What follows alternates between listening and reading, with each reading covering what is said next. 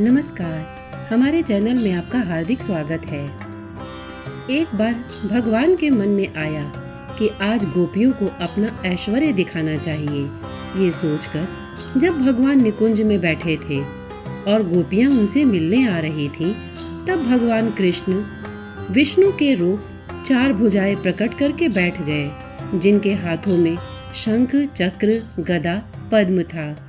गोपियां भगवान को ढूंढती हुई एक निकुंज से दूसरे निकुंज में जा रही थीं।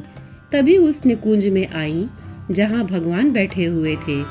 दूर से गोपियों ने भगवान को देखा और बोली, हम कब से ढूंढ रही हैं और कृष्ण यहाँ बैठे हुए हैं। जब धीरे धीरे पास आई और ध्यान से देखा तो कहने लगी, अरे ये हमारे कृष्ण नहीं हैं।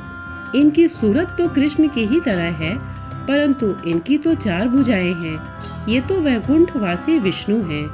सभी गोपियों ने दूर से ही प्रणाम किया और आगे बढ़ गई और बोली, चलो सखियों, कृष्ण तो इस कुंज में भी नहीं है, कहीं दूसरी जगह देखते हैं। ये प्रेम है, जहाँ साक्षात भगवान विष्णु भी बैठे हैं, तो ये जानकर कि ये तो विष्णु है, कृष्ण नहीं। गोपियाँ पास भी नहीं गईं। भगवान कृष्ण ने सोचा, गोपियों ने तो कुछ कहा ही नहीं, अब राधा रानी जी के पास जाना चाहिए।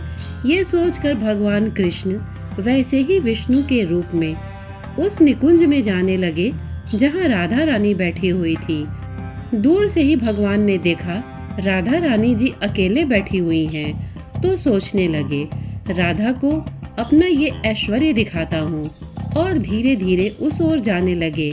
परंतु ये क्या, जैसे जैसे कृष्ण राधा रानी जी के पास जा रहे हैं, वैसे वैसे उनकी एक एक करके 4 भुजाएं गायब होने लगी और विष्णु के स्वरूप से कृष्ण रूप में आ गए। जबकि भगवान ने ऐश्वर्य को जानने के लिए कहा ही नहीं, वह तो स्वतः ही चला गया। और जब राधा रानी जी के पास पहुँचे तो पूरी तरह कृष्ण के रूप में आ गए। अर्थात वृंदावन में यदि कृष्ण चाहे भी तो अपना ऐश्वर्य नहीं दिखा सकते, क्योंकि उनके ऐश्वर्य रूप को वहाँ कोई नहीं पूछता। यहाँ तक कि राधा रानी के सामने तो ठहरता ही नहीं। राधा रानी जी के सामने तो ऐश्वर्य बिना कृष्ण की अनुमति के ही चला जाता है। तो एक बार प्रेम से बोलिए, राधे राधे। जय श्री कृष्ण। श्रोतागण, प्रस्तुत प्रसंग आपको कैसा लगा, हमें कमेंट करके अवश्य बताइएगा।